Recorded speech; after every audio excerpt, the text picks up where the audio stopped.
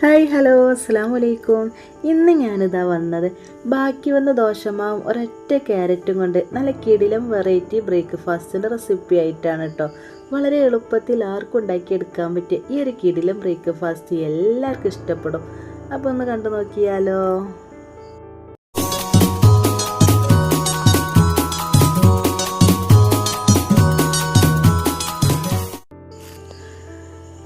അപ്പോൾ അതാ ബാക്കി വന്ന ദോശമാവ് കൊണ്ടുള്ള ഈ ഒരു കിടിലം വെറൈറ്റി ബ്രേക്ക്ഫാസ്റ്റ് ഉണ്ടാക്കിയെടുക്കാൻ വേണ്ടിയിട്ട് ഞാനിതാ ഇത്രയും ദോശമാവ് എടുത്താണ്. ഇത് തലേന്ന് രാത്രി അരച്ചിട്ട് പിറ്റേന്ന് രാവിലെ ദോശ ഉണ്ടാക്കിയതിൻ്റെ ആ ഒരു ബാക്കി കൊണ്ടിട്ട് ഞാൻ വൈകുന്നേരം മക്കൾ സ്കൂളിട്ട് വരുമ്പോൾ ഉണ്ടാക്കിയെടുക്കാൻ പോവുകയാണ്. അടിപൊളി ടേസ്റ്റാണ്. ബ്രേക്ക്ഫാസ്റ്റ് ആയിട്ടൊക്കെ നമുക്കിത് ഉണ്ടാക്കിയെടുക്കാൻ പറ്റുക. ഇനി തലേന്നത്തെ ബാക്കിയുള്ള ദോശമാവ് പിറ്റേന്ന് ഫ്രിഡ്ജിൽ വെച്ചിട്ട് നമുക്ക് പിറ്റേന്ന് അന്ന് ഉണ്ടാക്കിയെടുക്കാൻ പറ്റും കേട്ടോ. ഇതിലേക്ക് ഞാനിതാ വലിയൊരു ക്യാരറ്റാണ് എടുത്തത്. ചെറുതാണെങ്കിൽ 2 എടുക്കണേ. എളുപ്പത്തിൽ ഉണ്ടാക്കിയെടുക്കാൻ പറ്റട്ടെ. എല്ലാവർക്കും ഇഷ്ടപ്പെടും. ഒരു വട്ടം ഇതുപോലെ ഉണ്ടാക്കിയാൽ വീണ്ടും വീണ്ടും ഉണ്ടാക്കി നോക്കേ.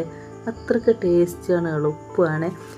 ഇനി ഇതാ ഈ ക്യാരറ്റ് ഇതുപോലെ വളരെ നൈസായിട്ട് അരിഞ്ഞിട്ട് ഞാൻ ഈ ഒരു ദോശമാവിലേക്ക് ഇട്ട് കൊടുത്തതിന് ഇനി നന്നായിട്ട് ഇതുപോലെ അങ്ങോട്ട് ഇളക്കി കൊടുക്കുകയാണ് കേട്ടോ. ഞാൻ കുറച്ച് അധികം അരി അരിച്ചിട്ട് എടുത്തത് കഴിഞ്ഞിട്ട് കുറച്ച് നമുക്ക് ഈ റെസിപ്പി ഉണ്ടാക്കിയെടുക്കാൻ വേണ്ടിയിട്ട് അപ്പോൾ അത്രയും ദോശമാവ് ഉണ്ടാക്കി വെച്ചതാണ്. പിന്നെ ഞാനിതാ കുറച്ച് സവാള ഇട്ടു, ഏകദേശം ഒരു ചെറിയൊരു പീസ് മതി. ഇതുപോലെ വളരെ നൈസായിട്ട് അരിഞ്ഞിട്ട് അതും കൂടി ഇട്ട് കൊടുത്തത്. ചെറിയ ഉള്ളിയാലും പ്രശ്നമല്ല കേട്ടോ. ഇനി ഇതുപോലെ നന്നായിട്ട് അങ്ങോട്ട് ഇളക്കി കൊടുക്കുകയാണ്. ഇത് സമയം റെസ്റ്റ് ചെയ്യാനോ ഒന്നും വെക്കേണ്ട ആവശ്യമില്ല കേട്ടോ. ഇതിലേക്ക് ഞാനിതാ 2 സ്പൂണ് റവ ഇട്ട് കൊടുക്കുന്നത്. റവക്ക് പകരമായിട്ട് അരിപ്പൊടി ഇട്ട് കൊടുത്താലും പ്രശ്നമല്ല. ഇനി ഇതുപോലെ നന്നായിട്ട് അങ്ങോട്ട് ഇളക്കി കൊടുക്കുകയാണ് കേട്ടോ. എല്ലാവർക്കും ഇഷ്ടപ്പെടും. എല്ലാവരും ഉണ്ടാക്കി നോക്കണേ. മക്കളൊക്കെ സ്കൂളിട്ട് വരുമ്പോൾ എന്താ ഉണ്ടാക്കുക എന്നൊക്കെ ഉണ്ടാവില്ല. അപ്പോൾ ഇതുപോലെ ദോശമാവ് ആക്കിയിട്ടുണ്ടെങ്കിൽ വൈകുന്നേരം നമുക്ക് വെറും 5 മിനിറ്റിനോടെ ഉണ്ടാക്കിയെടുക്കാൻ പറ്റുക. ഇതുപോലെ നന്നായിട്ട് ഇളക്കി കൊടുത്തതിന് ശേഷം 2 മിനിറ്റ് റെസ്റ്റ് ചെയ്യാൻ വേണ്ടിയിട്ട് ഞാൻ മാറ്റി വെക്കുന്നുണ്ട് കേട്ടോ. 2 മിനിറ്റ് മാത്രം മതി. അങ്ങനെ 2 മിനിറ്റിന് ശേഷമായിട്ട് ഞാൻ ഈ റെസിപ്പി ഉണ്ടാക്കിയെടുക്കുന്നത്. ജസ്റ്റ് ഒന്ന് ഇതുപോലെ ഇളക്കി കൊടുക്കുകയാണ്. ഒരുപാട് വെള്ളം കൊണ്ട് ആയണമെങ്കിൽ കുറച്ച് അരിപ്പൊടി ഇട്ട് കൊടുക്കുക കേട്ടോ. നമ്മൾ ആ ദോശമാവിൻ്റെ കറക്റ്റിലുള്ള വെള്ളം തന്നെ ഇതിൽ വന്നിട്ടുള്ളത്. അപ്പോൾ ഞാനൊരു അപ്പച്ചട്ടി അടുപ്പത്ത് വെച്ചതിനേക്ക് കുറച്ച് ഓയിൽ ഒഴിച്ചെടുത്താൽ മതി കേട്ടോ. ഒരുപാട് ഓയിലൊന്നും ഒഴിച്ച് കൊടുക്കണ്ടേ. ഇനിതാ ഇതുപോലെ ജസ്റ്റ് ഒന്ന് അങ്ങോട്ട് പ്രസ് ചെയ്ത് കൊടുത്തതിന് ശേഷം ഓരോ തവി മാവ് ഇതിലേക്ക് ഇങ്ങനെ ഒഴിച്ച് കൊടുക്കുകയാണ്. ഈ ഒരു മാവ് പാരണ സമയത്ത് തീയൊന്ന് കൂട്ടി കൊടുക്കണം. പിന്നെ നമ്മൾ തീ കുറച്ച് കൊടുക്കണം കേട്ടോ. അല്ലെങ്കിൽ നമുക്ക് വിചാരിച്ച മാതിരി അവർ കറക്റ്റിന് കിട്ടൂലേ. അടിയൊക്കെ കരിഞ്ഞിട്ട് പോകും. അപ്പം നെരിച്ചിലോട് കൂടിയിട്ട് കിട്ടാൻ വേണ്ടിയിട്ടാട്ടോ. ഒരു 2 സെക്കൻഡ് ഇതുപോലെ പാർന്നതിന് ശേഷം തുറന്ന് വെക്കണം. അവിടെ ഇവിടെ ബബിൾസ് വരുമല്ലോ. ആ ഒരു സമയത്ത് ഇതിലേക്ക് ക്യാരറ്റ് ഇതുപോലെ നേരത്തെ ഞാൻ കുറച്ച് അങ്ങോട്ട് എടുത്ത് വെച്ച് കഴിഞ്ഞിട്ടോ അതിൻ്റെ ബാക്കിയാണ് ഇതിലേക്ക് ഇട്ട് കൊടുക്കുന്നത്. കാണാനൊക്കെ നല്ല മഞ്ചാട്ടോ. കഴിക്കാനോ അതിൻ്റെ ടേസ്റ്റ് പറയും വേണ്ടിയില്ല, അത്രക്കാണ്. അങ്ങനെ ഞാൻ മൂടി വെച്ചതിന് ശേഷം 2-3 മിനിറ്റ് കൊണ്ട് തന്നെ ആയി കിട്ടീന് കേട്ടോ. കണ്ട നെരിച്ചിലോട് കൂടിയിട്ടുള്ള അപ്പം റെഡി ആയതിന്.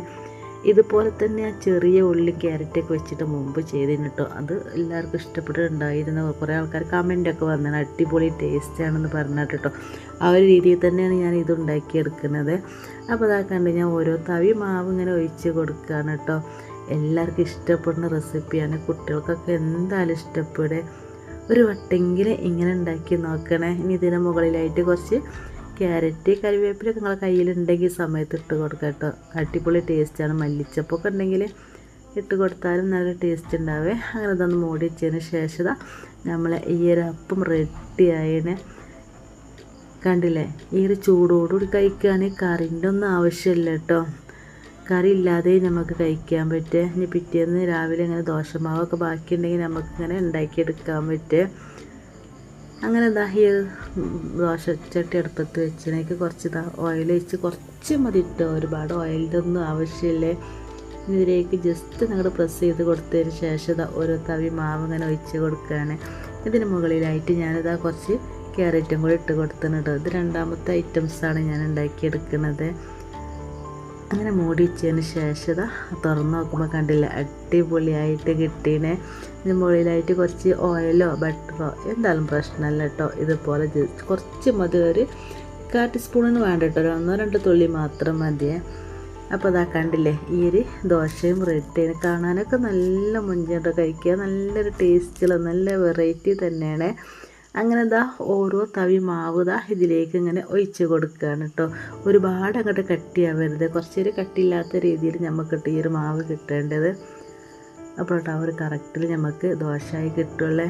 എത്രത്തോളം നൈസാക്കി പരത്താൻ കഴിയുണ്ടോ അത്രത്തോളം പരത്തട്ടോ. ഇതാ കാണാനൊക്കെ നല്ല മുഞ്ചും കഴിക്കാനൊക്കെ നല്ലൊരു ടേസ്റ്റ് കേട്ടോ. അപ്പോൾ എല്ലാവരും ഉണ്ടാക്കി നോക്കണേ. അപ്പോൾ ഇതാ കണ്ടില്ലേ, 2 മിനിറ്റ് കൊണ്ട് തന്നെ ആയി കിട്ടോ. തീ നമ്മൾ പാരുന്ന സമയത്ത് ജസ്റ്റ് ഒന്ന് ഇങ്ങോട്ട് കൂട്ടി കൊടുത്തിട്ട് ബാക്കി പിന്നെ കുറക്കണ്ട. ലോ ഫ്ലെയിം വെച്ചിട്ടാണ് നമ്മൾ ഇതാക്കി എടുക്കേണ്ടത്. അല്ലെങ്കിൽ ഇത് ഈ ഒരു അപ്പത്തിൻ്റെ കടി കരിഞ്ഞു പോകാൻ സാധ്യത ഉണ്ട്. അപ്പോൾ അതാ നമ്മൾ ഈ റെസിപ്പിയൊക്കെ ഇഷ്ടപ്പെട്ടിട്ടുണ്ടാവുമെന്ന് വിചാരിക്കുകയാണ്. ഇഷ്ടപ്പെടുകയാണെങ്കിൽ വീഡിയോക്ക് ലൈക്ക് ചെയ്യാൻ മറക്കരുത്. പുതിയ കൂട്ടുകാർ കാണണ്ടേ സബ്സ്ക്രൈബ് ചെയ്യാനും മറക്കരുത്. ഇതുപോലെ ഉണ്ടാക്കി നോക്കിയിട്ട് അഭിപ്രായങ്ങളൊക്കെ നമ്മൾ കമൻറ്റ് ബോക്സിൽ അറിയിക്കണേ.